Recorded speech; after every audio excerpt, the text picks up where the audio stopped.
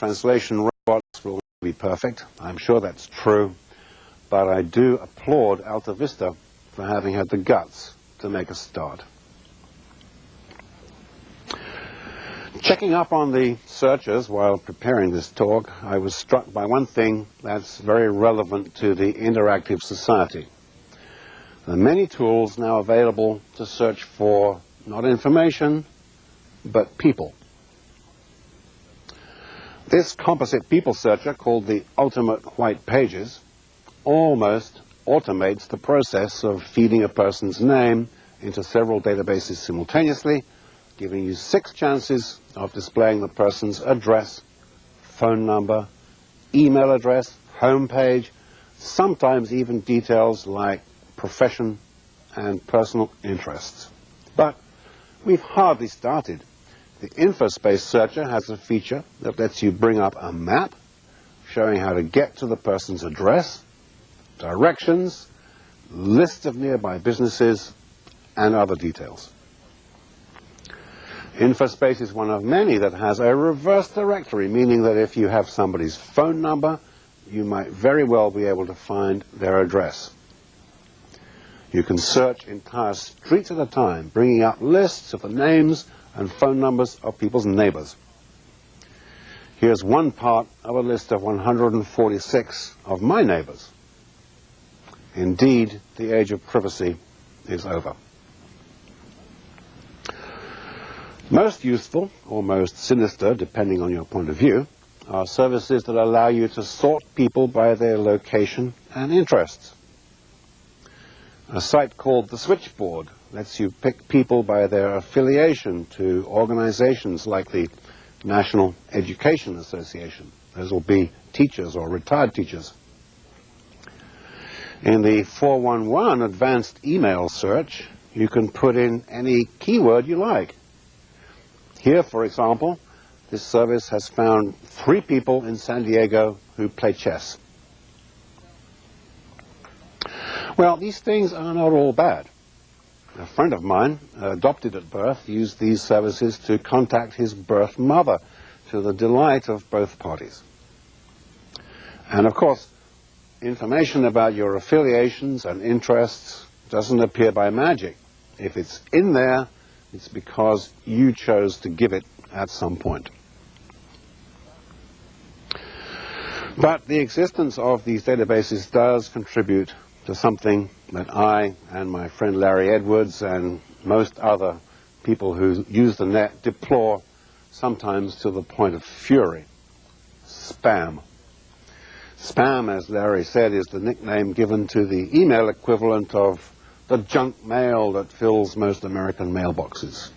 It's ads, solicitations, coupons, and such like nonsense. But email spam is much worse than junk mail, for 3 main reasons. It takes time to identify it because it's often disguised. The cost of it is ultimately borne by the receivers, not the senders. And a spate of several 100,000 simultaneous messages can flood mail servers and shut down people's internet services completely.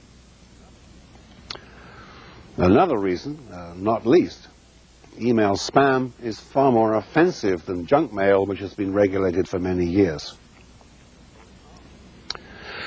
For example, here's what was in my America Online mailbox the other day. I don't use my AOL account to receive real email, so 100% of what you see here is unsolicited junk. And a very high proportion of that junk is pornographic. As Larry Edwards correctly noted, pornography is a huge success on the net. Well, there's now a strong movement led by the internet service providers whose computers the spammers abuse to crack down on this nuisance. The anti-spam campaign scored a major victory 3 months ago when it successfully sued Cyber Promotions, Inc. and its chief executive, Sanford Wallace. Wallace was public enemy number 1 in the spam wars, and the $2 million judgment effectively shut him down. Personally, I cheered. Well, let's begin the checklist of what you need in order to join this emerging interactive community. On the hardware side, obviously, a computer. Now, you do not need the very latest Pentium processor, regardless of what your computer salesman might tell you. In fact, even a second-hand PC with a 486 or even a 386 chip will be fine for most purposes. You might have to upgrade its memory and its disk storage because the two main software packages used for web browsing, Netscape Navigator and Microsoft's Internet Explorer, are both monsters, requiring around 15 megabytes of disk storage and almost as much RAM to operate. For the same reason, a CD-ROM device is desirable. Not many software applications for the net fit on a 3.5-inch disk. Our color video system is very desirable, but you can get by without the latest and greatest in that department too. Here's a very important part of the kit. This is an internal modem. I can still remember my first modem speed upgrade from 300 baud to 1200 baud. Almost unimaginable speed. Well, this one is 56,000 baud. And the word is that that's about the maximum speed for modems designed to work over the phone lines. Of all the hardware components of the NetSurface kit, that's the one that's well worth getting the best and fastest that you can.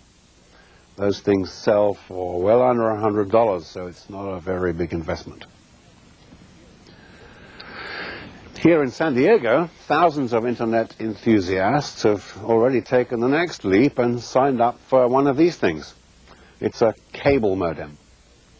The extra bandwidth available in the TV cables can deliver the internet to your desktop at 10 million baud, which makes web page loading essentially instantaneous.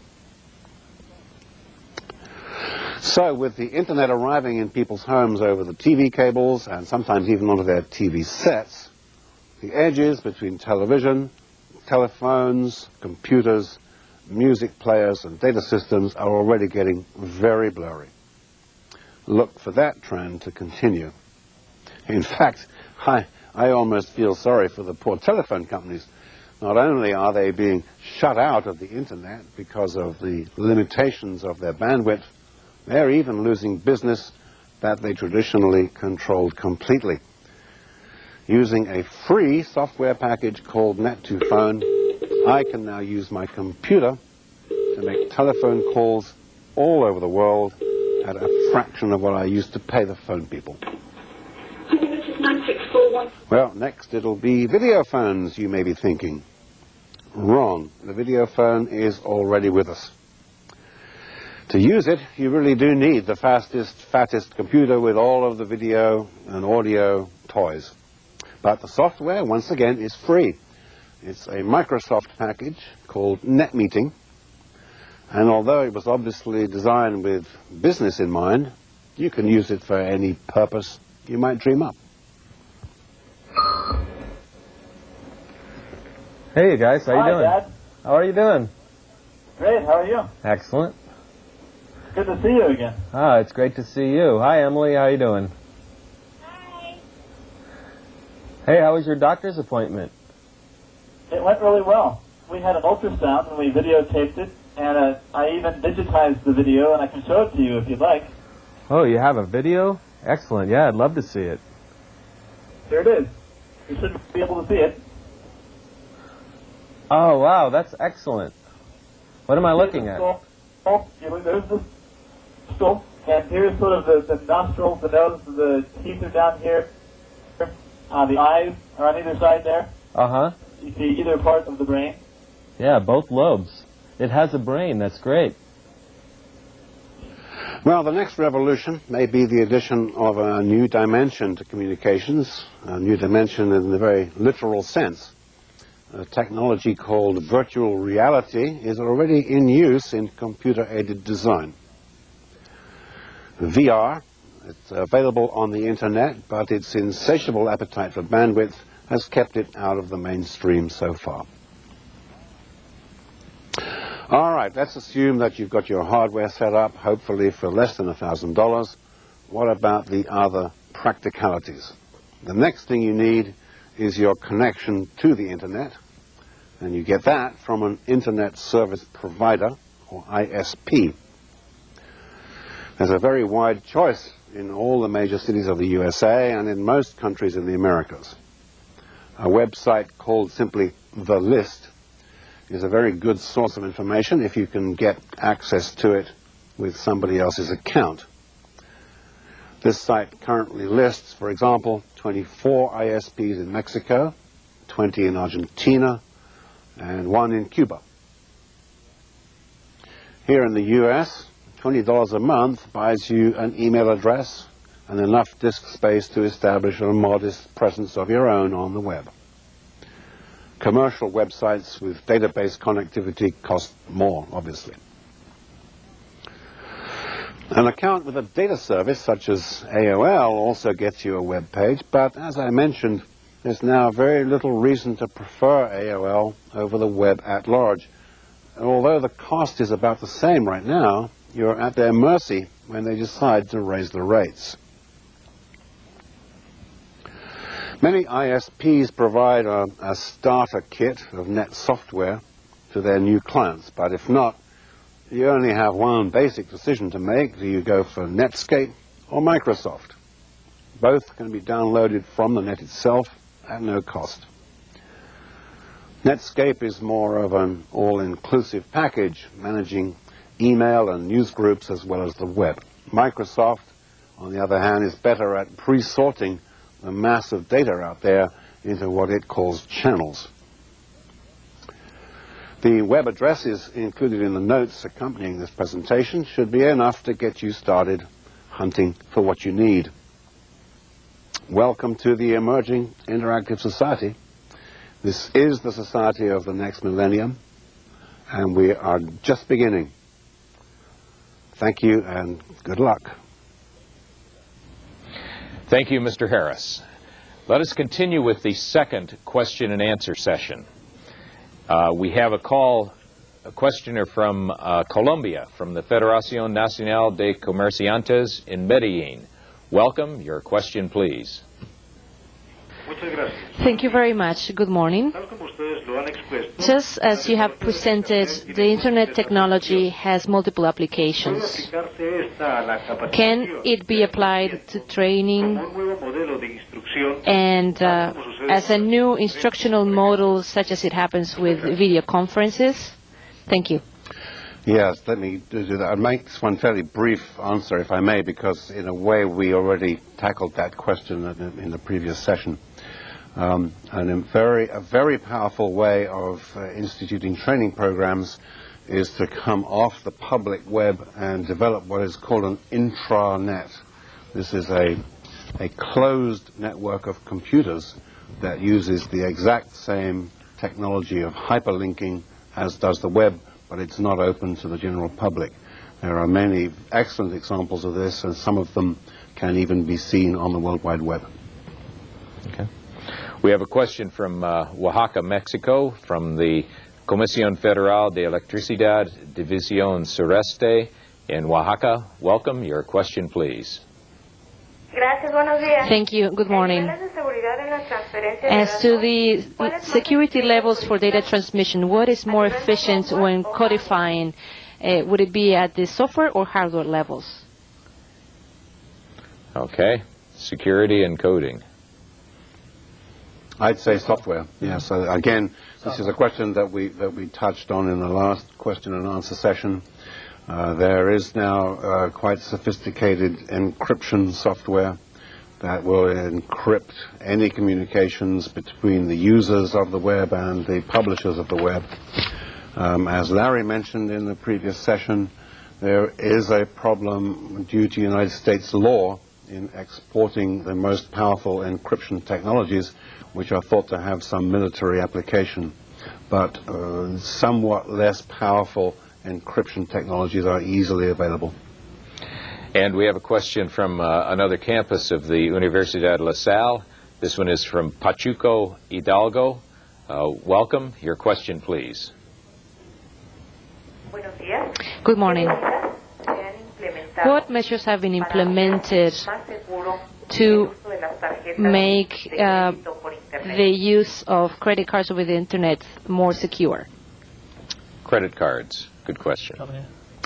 Yeah, that's really the same answer as I just gave, essentially. Go on.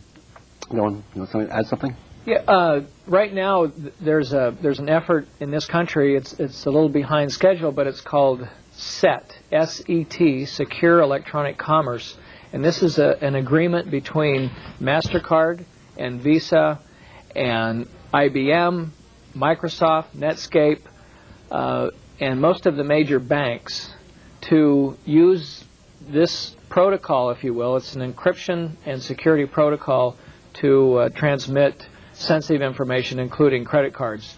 It's just being deployed now, and in the next 6 months we'll see it in broader use. And you can find information about that at many different websites,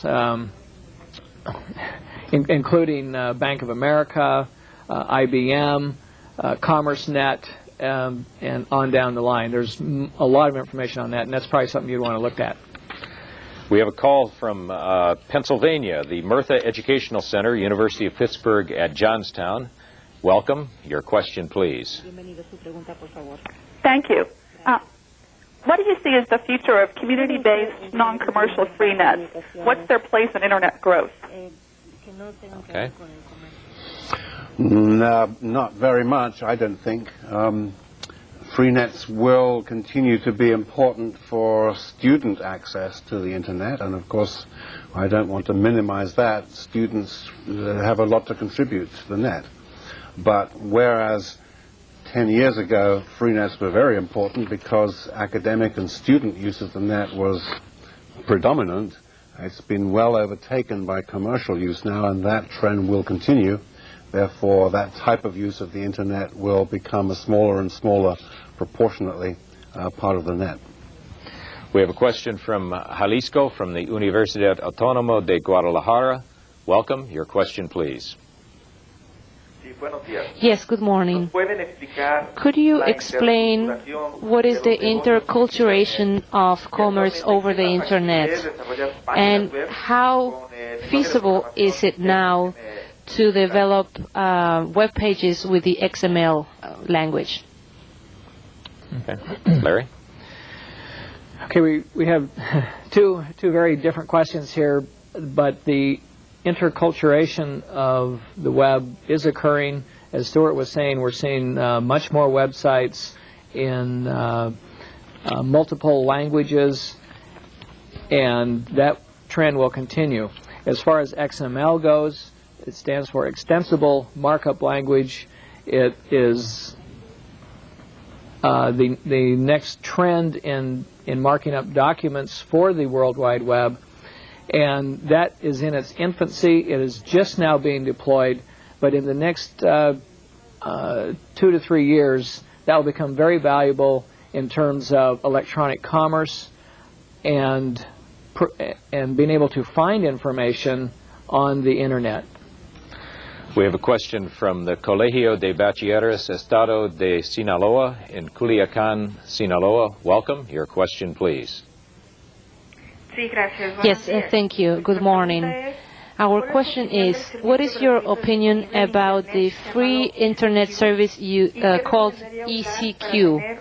And what would you recommend to have the same type of interaction that this service offers? Is this ECQ or ICQ? I think maybe the column ICQ. Yes. Yeah, this is a relatively new piece of software for rather sophisticated chat. I think that's going to become very important. And a question from the Universidad Autónoma de Chihuahua in Mexico. Welcome. Your question, please. Thank you very much. Regarding security, what are the restrictions or current regulations to be able to monitor the habits of people or potential customers? How do you see privacy in the future? Privacy. Yes, it's going to be difficult to give a brief answer to that because this is a very important and very elaborate question. The thing to bear in mind for those who are nervous about their privacy is that people can only get information that you have somehow supplied. If you have never given your home telephone number or address to anybody on the net, then there's no way that anybody will be able to find it. We have to depend upon, ultimately, on the internet service providers who we have accounts with to conserve that data. And unfortunately, America Online was guilty of a very flagrant violation of that trust in one famous case a year ago. They lost a lot of credibility because of that. We have a question from Brazil, from the Volkswagen do Brazil in Sao Paulo. Welcome. Your question, please. Sí. Hello? Hello. Yes. Sí. Good morning. I would like to know about the future of the schools, universities. Is there a possibility to study through web with self-course planning according to the student interest, interchanging experience through other countries and people? Okay. I would suggest that there may be other resources on the internet other than the World Wide Web that would be good for this. I would think immediately of mail lists and news groups that I mentioned in my presentation. The web has a part to play, but you must never forget that the internet is more than just the World Wide Web. The Comisión Federal de Electricidad, División Baja California in Mexicali. Welcome. Your question, please. Thank you very much. Our question is, a website for consulting services such as the one in San Diego, how do they receive their income, marketing, promotion, hit, and how do they get their income? Where does it come from? Income. Well, for the organization that I'm with, we have multiple sources of income. Sanyo.com is a full internet service provider, so that income comes from people buying access to the internet that they dial up, hosting websites on our servers. People pay a monthly fee for that, and then we also provide website design development and marketing consulting to people, organizations who want to use the internet for that purpose. I love that question. It's a very good direct question, and I don't mind answering it at all. The services that my company provides, as I mentioned in my presentation, we primarily make our money by selling data. We also make money, as Larry said, by designing websites for other people. But I must say, without any fear, that there are some sites that we run that produce very little revenue stream, very little indeed. A question from Cuautitlan, from the UNAM Facultad de Estudios Superiores, Cuautitlan. Welcome. Your question, please. Thank you. A while ago, it has been mentioned that TVs with built-in internet connectivity will be built. What has been done in this area? Well, these televisions already exist, and they're being marketed by at least 4 or 5 major television manufacturers, and they can be purchased in some areas. There's also what's known as web TV, which is a sort of which is a box that sits on top of the television, but uses the television as the monitor. So these do exist now, and we will see more of them in the future. Thank you for your excellent questions, but we have run out of time. Our thanks to our 2 excellent guest experts, Larry Edwards and Stuart Harris. Our hope is that everyone watching and participating has found this session and its information of real value to you. We thank all of our site coordinators and associates for their enthusiastic participation. We invite you to participate on June 25th in the next program from the International Training Center's 1998 series. The topic that day is Technology Blending Trade and Diplomacy, Strategic Management of Our Expertise. For additional information on the International Training Center's programs for this year, please consult your participants' manual, where you will find the dates and specific topics for each program. Also, if you are interested in participating in training programs, which will be offered by the International Training Center, please contact the Center by letter, phone, or fax. I'm Michael Reel, and on behalf of all of us who collaborate with the International Training Center, I thank you for your participation and interest in today's important program.